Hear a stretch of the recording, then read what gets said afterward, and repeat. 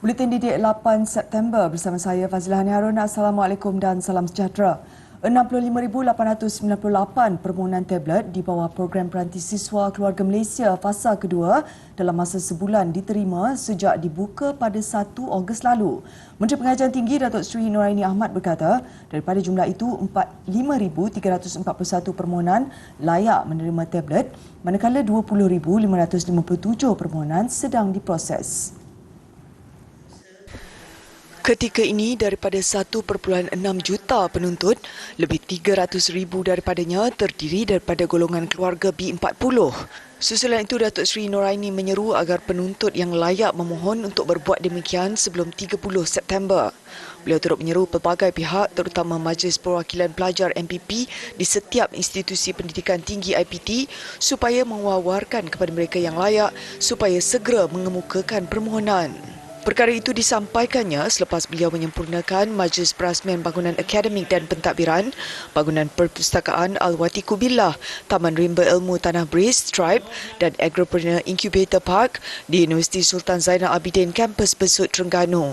Pakej Peranti Siswa Keluarga Malaysia adalah inisiatif kerajaan dengan kerjasama syarikat telekomunikasi terpilih untuk membekalkan sebuah peranti tablet kepada setiap penuntut daripada keluarga B40 di IPT. Bulan lalu, program terbabit telah diperluaskan kepada 4 lagi kategori penerima. Ia membabitkan penuntut yang sedang mengikuti program asasi di Institut Pengajian Tinggi Awam IPTA, pelajar matrikulasi di bawah Kementerian Pendidikan KPM, pelajar tingkatan 6 dan pelajar Diploma Vocational Malaysia yang sedang mengikuti pengajian di College Vocational.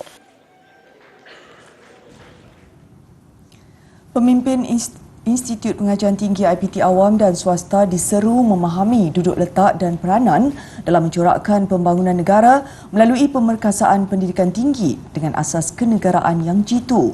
Ketua Setiausaha Kementerian Pengajian Tinggi KPT, Datuk Seri Abdul Razak Jaafar berkata, kementeriannya juga berperanan dalam usaha pembangunan negara untuk melahirkan warga negara yang berpengetahuan dan berkemahiran tinggi. Usaha itu sekaligus menyumbang kepada kesejahteraan dan kemakmuran negara. Ujar Datuk Seri Abdul Razak, sebagai usaha meningkatkan lagi kesejahteraan warga IPT, Pelan Kesejahteraan Pendidikan Tinggi atau Sejahtera IPT sedang giat dilaksanakan. Perkara itu disuarakannya dalam ucapan perasmian Majlis Bicara Kenegaraan 2022 Anjuran Akademi Kepimpinan Pengajian Tinggi AKAPT dan Universiti Putra Malaysia UPM di Putrajaya. Penganjuran Bicara Kenegaraan yang masuk kali ketiga ini membariskan panelis yang berkaliber bagi mengupas topik Malaysia Teguh Bersama di manakah sumbangan pendidikan tinggi.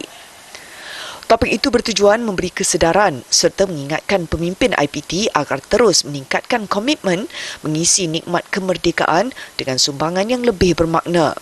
Datuk Seri Abdul Razak pada majlis yang sama turut melancarkan buku Suara Intelek Awam Pembina Negara Malaysia dan pra-pelancaran buku naratif baru dan jati diri dalam kepimpinan pendidikan tinggi negara terbitan UPM.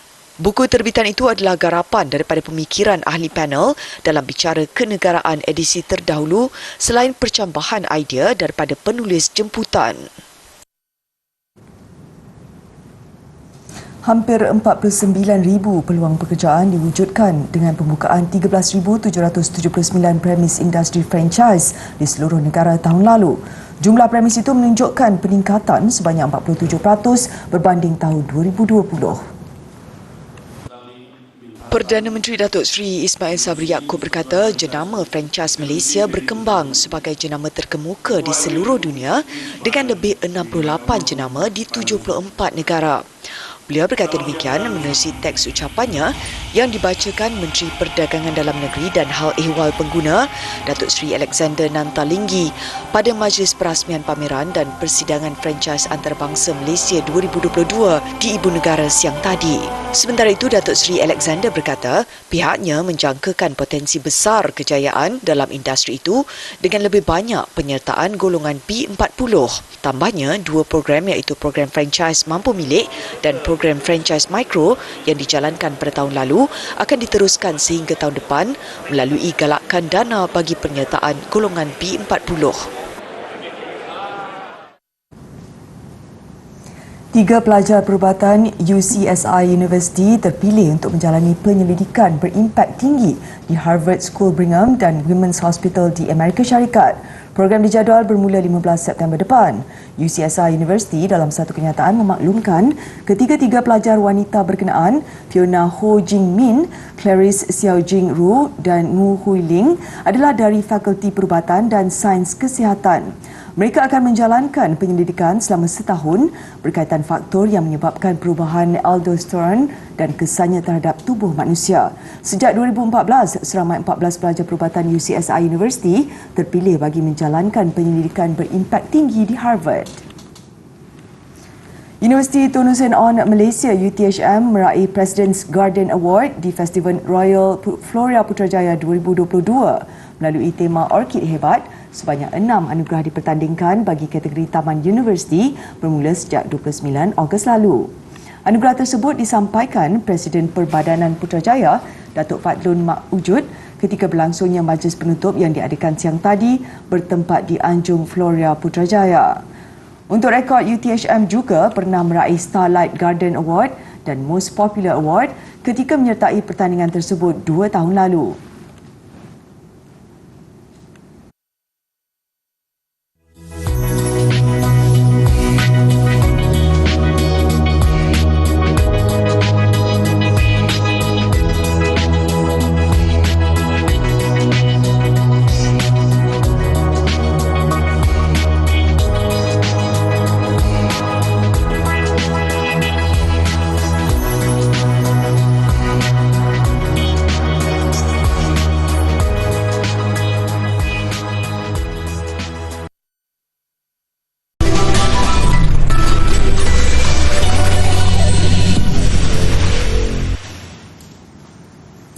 Hendak seribu daya, tak hendak seribu dalih. Itu falsafah seorang wanita warga emas yang tekad mengusahakan kuih tradisi kaum Cina dengan cara tersendiri. Tempahan sudah mula diterima sejak 2 minggu menjelang perayaan Pesta Kuih Bulan dan Pesta Tanglum pada Sabtu ini.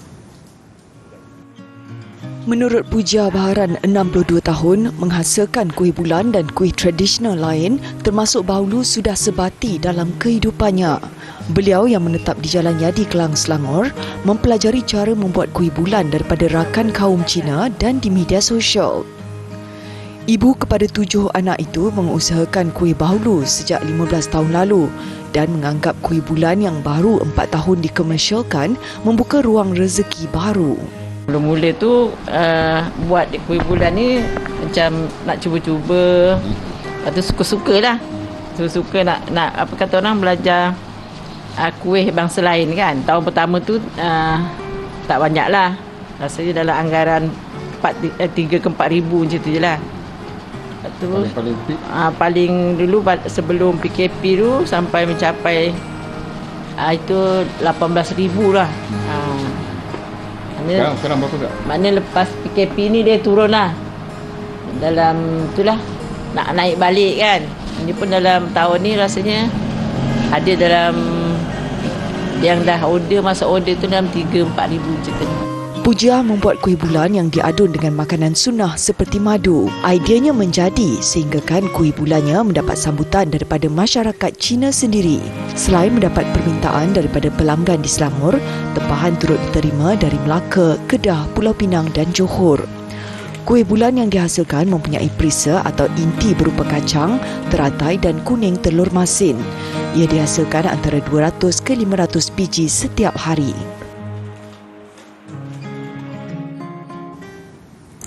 Kehadiran 5 ekor dinosaur di Taman Rekreasi Batu Buruk Kuala Terengganu mengejutkan penduduk sekitarnya. Dan meskipun ia cuma replika, kesempatan itu tidak dilepaskan ibu bapa yang membawa anak-anak untuk menyaksikannya. Menurut penganjur Ainul Mardiah Jamal Abdul Nasir, ianya hanyalah replika untuk pameran eksplorasi biodiversiti alam haiwan yang akan diadakan di Museum Terengganu. Ia membabitkan dinosaur daripada jenis Velociraptor dan Spinosaurus. Pameran diadakan bermula 20 September sehingga Disember depan. Kemasukan adalah secara percuma. Kita sekarang, generasi sekarang, mungkin tengok dinosaur dalam TV saja, tengok pada kartun, betul tak? Jadi kita bawakan dinosaur yang real, bukan real, maksudnya bersaiz sebenar. Jadi dinosaur-dinosaur yang kita bawakan ni ialah saiz 1:1, saiz sebenar dinosaur berdasarkan fosil yang dijumpai. Kita bawakan dia, hidupkan dia. Jadi kanak-kanak generasi zaman sekarang, kita sendiri pun tak pernah tengok dinosaur kan. Jadi kita boleh tengok depan mata macam mana besarnya dinosaur ni. Bagi pengunjung, mereka amat teruja dengan kehadiran replika bersaiz sebenar di depan mata. Rasa macam teruja lah bawa budak-budak pun. Teruja juga. Sebab boleh tengok kan secara dekat lah daripada depan ni. Biasa tengok dalam TV je. Pameran yang julung kali diadakan di negeri Terengganu itu akan memberi peluang pengunjung untuk mengetahui mengenai kewujudan haiwan tersebut yang telah pupus jutaan tahun lalu.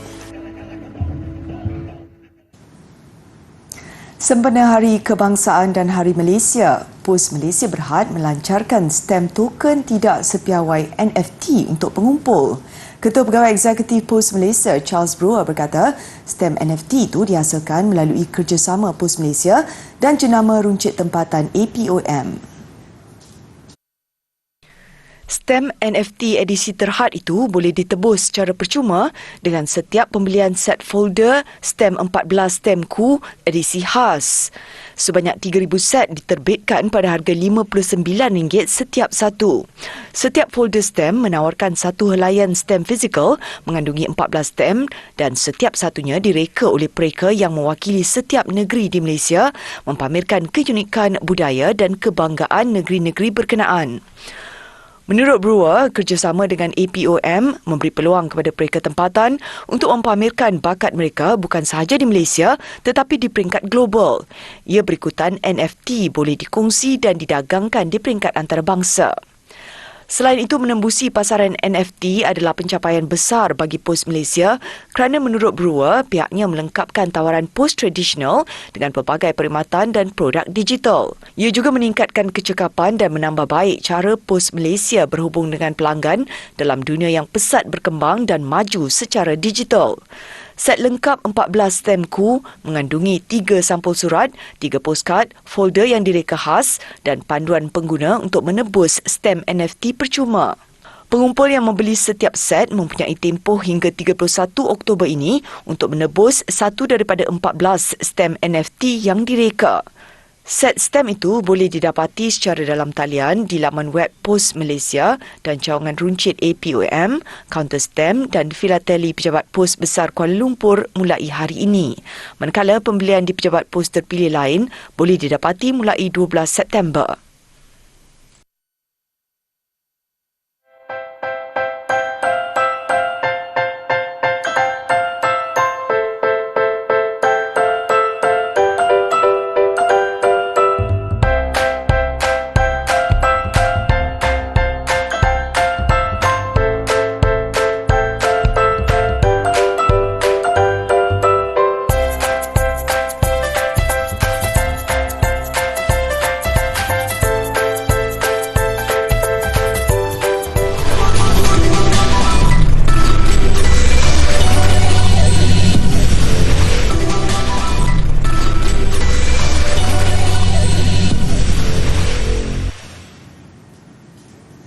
Zephyrosaurus, rangka dinosaur dari kumpulan Camptosaurus, bakal dilelong pada Oktober depan di Paris, Perancis. Harga lelongan bagi fosil berusia kira-kira 150 juta tahun itu mampu mencecah setengah juta euro atau kira-kira 2.24 juta ringgit.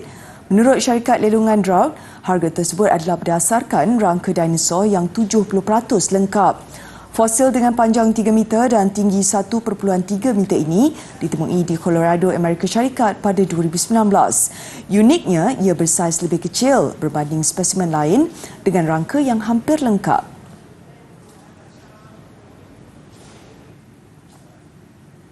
Syarikat pengeluar komputer elektronik dari Amerika Syarikat, Apple, melancarkan telefon pintar baharu. Turut dilancarkan jam digital premium dengan ciri-ciri dipertingkatkan. People love iPhone, and it's an important part of our daily lives. We're constantly challenging ourselves to raise the bar to make it better and even more loved. So let's take a look at the new iPhone. Gergasi teknologi itu turut memperkenalkan sistem pengenalan digital baru yang tidak memerlukan kad SIM fizikal. Set produk dikemas kini termasuk bad telinga baru direka bentuk untuk mengekalkan kesetiaan pengguna terhadap ekosistem teknologi mewah. Antara ciri-ciri baru iPhone 14 termasuk bateri lebih tahan lama dan kapasiti fotografi untuk merakam babak ultra lebar dan tetapan cahaya rendah. Buat pertama kali ia didatangkan dengan fungsi SOS kecemasan untuk membolehkan pesanan dihantar kepada perkhidmatan kecemasan di luar liputan Wi-Fi. iPhone 14 Plus baru dengan skrin gergasi 6.7 inci pula menawarkan pengalaman lebih baik semasa bermain permainan atau menonton video. iPhone 14 dijual dengan harga $799 atau RM3,600 bagi model asas, harga dikekalkan dengan versi semasa. Manakala model premium iPhone 14 Pro Max berharga $1,100 atau RM4,950. Produk jam tangan digital baru pula didatangkan dengan ciri-ciri dipertingkatkan. Apple Watch Series 8 boleh memantau suhu badan dan fungsi badan lain. Turut diperkenalkan Apple Watch Ultra yang mengandungi bateri dengan jangka hayat mencukupi untuk atlet menghabiskan triathlon jarak jauh.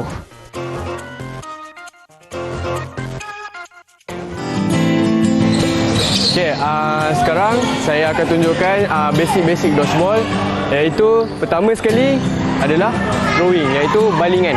Okey. So ni teknik throwing kan?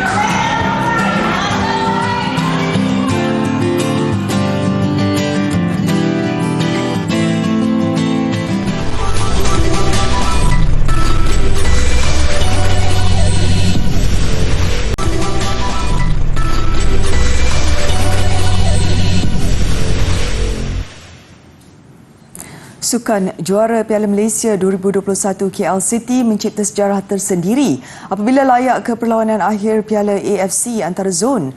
KL City marah selepas menewaskan kelab dari India ATK Mohun Bagan 3-1. Di sebalik menguasai asakan awal, Mohun Bagan gagal membolosi gawang KL City. Minit ke-60 kedudukan terlerai selepas pemain import KL City, Paulo Josio, meledakkan gol pembukaan perlawanan. Kekal sehingga minit ke-90, saingan kembali sengit apabila Mohun Bagan menyamakan kedudukan menerusi jaringan Fardin Ali Mola susulan percubaan daripada Liston Kolako. Minit kedua waktu kecederaan, kedudukan kembali memihak KL City disusuli tandukan tepat oleh Fakrul Aiman Sidit. Kedudukan sah memihak KL City apabila Romel Morales bijak memanfaatkan kesilapan pertahanan Mohun Bagan.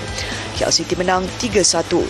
Perlawanan akhir KL City dijadual menentang kelab Uzbekistan PFC Sogdiana yang menundukkan pasukan dari Hong Kong Eastern Long Lions 1-0.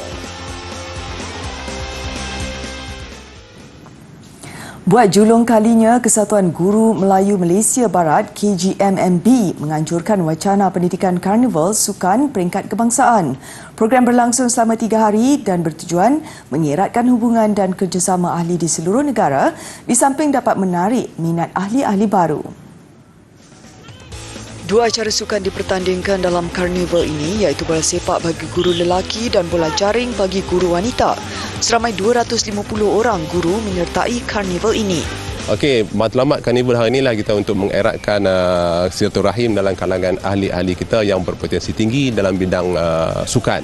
Jadi bila datang ke sini, mereka akan berkenalan, mereka akan bersilaturahim dan kita sebagai salah satu aktiviti kesatuan yang akan dapat memberi impak tinggi kepada kesatuan kita lah, insyaAllah. Walaupun kali pertama penganjurannya, namun sambutan sangat menggalakkan. Okey, perasaan kami kami main dari jauh, dari Penang, utara Malaysia. Kami rasa pertandingan yang sebegini harus diadakan pada setiap tahun. Menangkan ini adalah first time. Seronok dapat bersama-sama dengan KGMB daripada cawangan yang negeri lain. Harap program seperti ini dapat diteruskan lagi. Harapan saya sebagai pengelola pertandingan ini dapat mencetuskan semangat kesukanan dalam kalangan guru-guru kita, khususnya guru-guru Melayu, dan yang lebih daripada itu kita berharap sangatlah penyertaan daripada guru-guru muda kita yang ada di sekolah-sekolah yang belum terlibat atau menjadi ahli kepada persatuan. Jadi inilah kesempatan dan peluang melalui sukan yang dipertandingkan ini dapat terlibat dan menyertai kesatuan guru-guru, tak kisahlah guru-guru Melayu ataupun kesatuan guru yang ada di seluruh negara. Bagi pertandingan bola sepak, pasukan Guru dari Kedah menewaskan Pahang 2-0 untuk memenangi tempat pertama. Manakala bagi acara bola jaring, pasukan Guru dari Perak muncul sebagai juara selepas menewaskan Terengganu 10-8.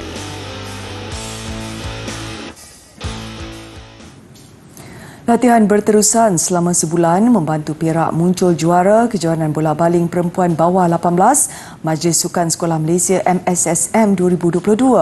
Pada perlawanan akhir itu, Perak menewaskan tuan rumah Kelantan 7-5.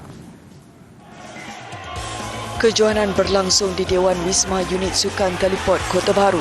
Biarpun mendapat sokongan penyokong sendiri, Kelantan masih sukar menyaingi penguasaan Perak. Perak juara apabila menang 7-5.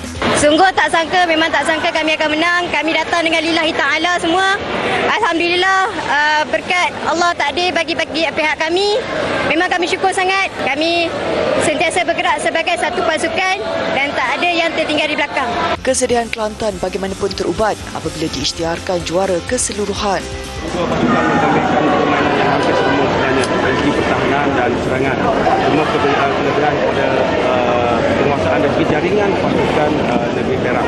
Kami telah melakukan jaringan yang sempurna, cuma keadaan memaksa penelitian dan sama pada negeri Perak. So dari segi permainan keadaan sebenarnya telah seimbang. Cuma nasib tidak menentukan pasukan kami.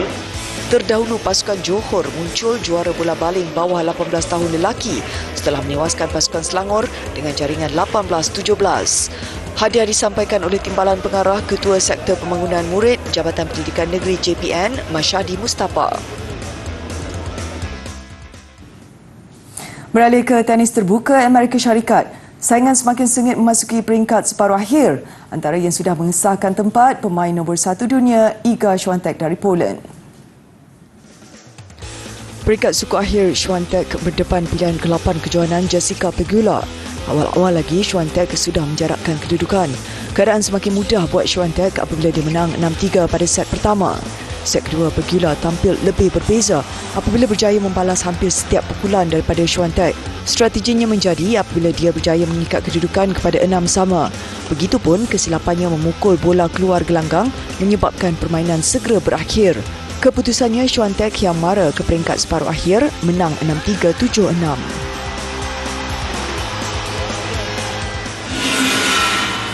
Dalam satu lagi perlawanan peringkat suku akhir, pilihan ke-6 Aryna Sabalenka dari Belarus berdepan pilihan ke-22 Karolina Pliskova dari Republik Czech. Set pertama juga agak berat sebelah buat Pliskova. Tewas 1-6, set kedua baru dia menemui semula rentaknya. Hasilnya, Pliskova berjaya bangkit mengikat kedudukan kepada 4-sama dan seterusnya 6-sama. Penentuan tie-break, penguasaan Sabalenka tidak lagi dapat dibendung. Sabalenka mara ke peringkat separuh akhir menang 6-1, 7-6.